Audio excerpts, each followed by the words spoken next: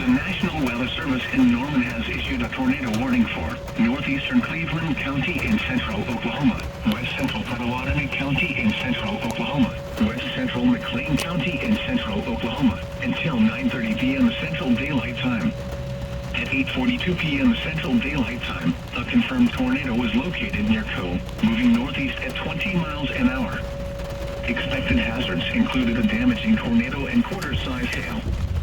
Source: Broadcast Media confirmed tornado. The following impacts are expected. Flying debris will be dangerous to those caught without shelter. Mobile homes will be damaged or destroyed. Damage to roofs, windows, and vehicles will occur.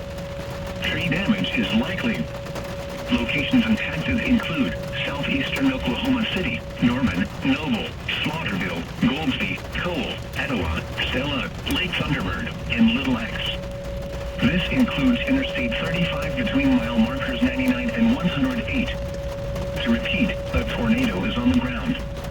Take cover now. Move to a storm shelter, safe room, or an interior room on the lowest floor of a sturdy building. Avoid windows. If you are outdoors, in a mobile home, or in a vehicle, move to the closest substantial shelter and protect yourself from flying debris.